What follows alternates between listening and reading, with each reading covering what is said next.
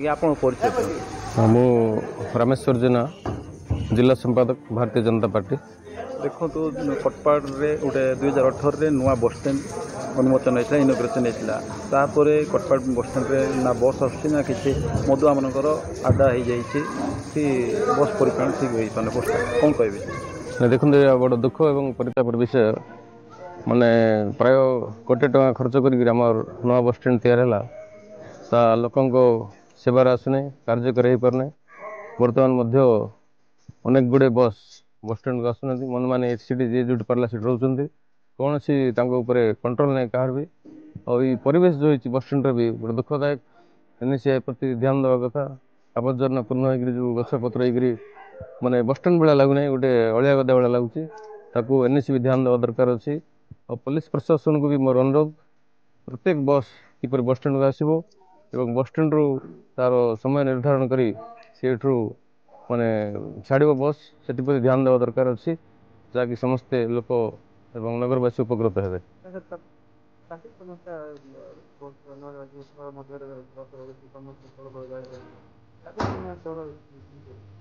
ଦେଖନ୍ତୁ, ଏକ ତ ଟ୍ରାଫିକ୍ ପୋଷ୍ଟ ଆମର ନାହିଁ କହିଲେ ଚଳେ।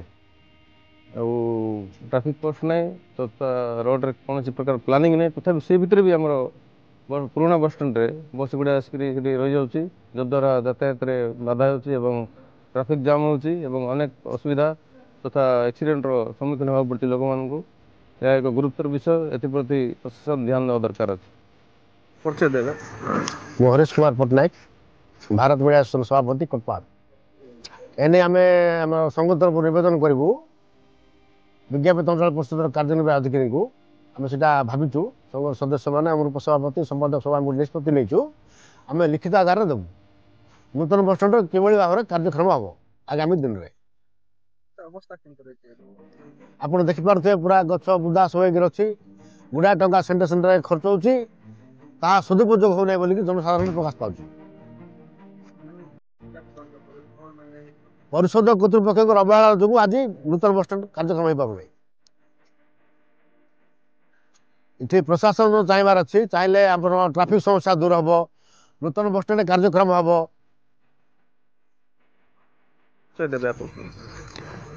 ମୁଁ ମନ୍ମୟ ଆଶା, ଭାରତ ମିଡ଼ିଆ ଆସୋସିଏସନ୍ ଉପସଭାପତି କୋଟପାଡ଼। କୋଟପାଡ଼ ବାସିନ୍ଦାଙ୍କ ପାଇଁ ବହୁତ ଦୁଃଖର ବିଷୟ।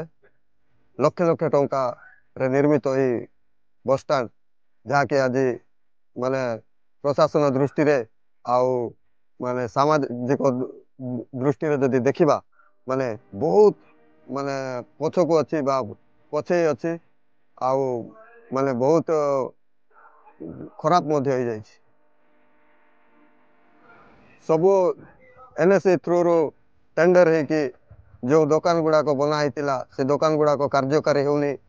ଆଉ ଯେଉଁ ଯାତ୍ରୀ ରହିବା ପାଇଁ ସୁବିଧା କରାହେଇଥିଲା, ସେ ସବୁ ଆପଣ ଦେଖୁଛନ୍ତି ଯେ ସବୁ ଭାଙ୍ଗି ଯାଇଛି, ନଷ୍ଟ ହେଇଯାଇଛି। ଏହା ବହୁତ ଦୁଃଖର କଥା। ତାହା ବହୁତ ନିନ୍ଦନୀୟ କଥା ଅଟେ ଯେ ବାହାର କେତେକ ଅସାମାଜିକ ବ୍ୟକ୍ତି ଗୁଡ଼ାକ ଏଠାରେ ଆସି ରାତ୍ରିରେ ପ୍ରଶାସନର ଦୃଷ୍ଟି ନଥିବାରୁ ରାତ୍ରିରେ ବିଭିନ୍ନ ପ୍ରକାରର ଅନୈତିକ କାର୍ଯ୍ୟକ୍ରମ ଏଠାରେ ଚାଲୁଅଛି। ଆମେ କୋଟପାଡ଼ ଏନ୍ଏସିର ଅଧ୍ୟକ୍ଷଙ୍କୁ ଆମେ ନିବେଦନ କରୁଛୁ କି ଏହାର ସଠିକ୍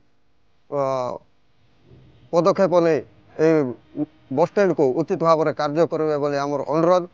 ଆଉ ବିଶେଷ କରି ଆମର ଦାବି ଅଛି କି ଯେତେ ବସ୍ ଗୁଡ଼ାକ ଚାଲିଛି, ସେ ପ୍ରତ୍ୟେକ ବସ୍ ଯଦି ଏହି ନୂତନ ବସଷ୍ଟାଣ୍ଡ ଠାରେ ଆସିବ, ତେବେ ବାଧ୍ୟରେ ଏହି ନୂତନ ବସଷ୍ଟାଣ୍ଡଟା କାର୍ଯ୍ୟକ୍ରମ ହେବ।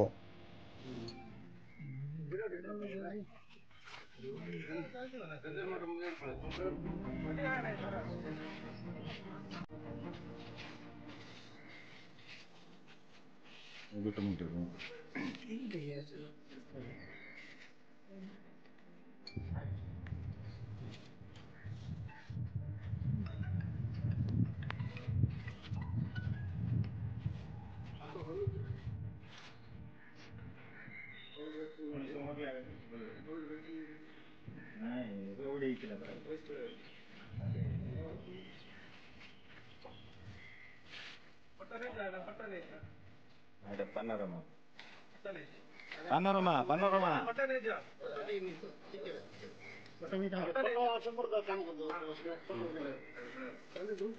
ଟିକେ ବେଗ ଆଇବୁ ବାସ୍ ବଢ଼ିଆ ଫଟୋ ଅଛି ସେକ୍ରେଟାରୀ ଆକା ସେଠି ନାହିଁ ସିନା ସବୁ ଠିକ୍ ଅଛି